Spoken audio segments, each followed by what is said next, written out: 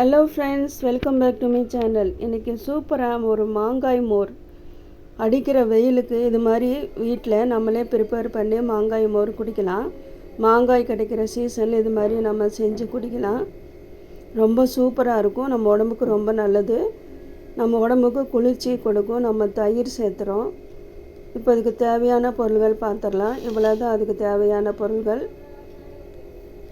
2 பச்சை மிளகாய், கொஞ்சமாக சின்ன வெங்காயம், கட் பண்ண மாங்காய் துண்டுகள், தயிர், உப்பு, ஒரு துண்டு இஞ்சி, கருவேப்பிலை இலைகள். இவ்வளோ தான் நமக்கு தேவையானது.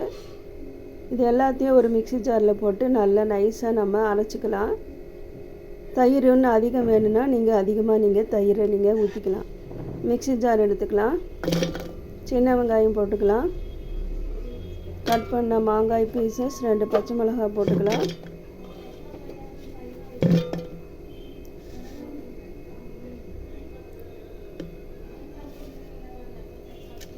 அதுக்கப்புறமா கருவேப்பிலை இலைகள், ஒரு துண்டு இஞ்சி,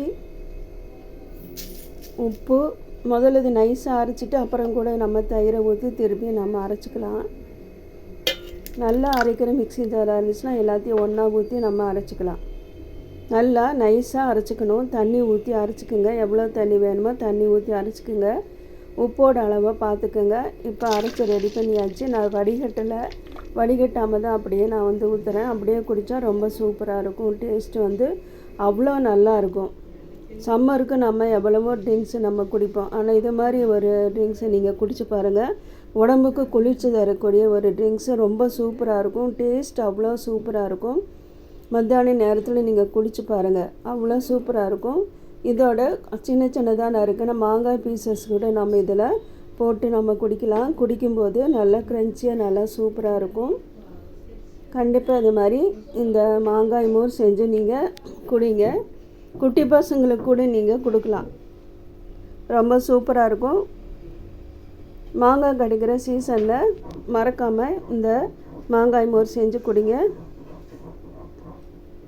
இந்த மாங்காய் மோர் உங்களுக்கு பிடிச்சிருக்குன்னு நினைக்கிறேன்.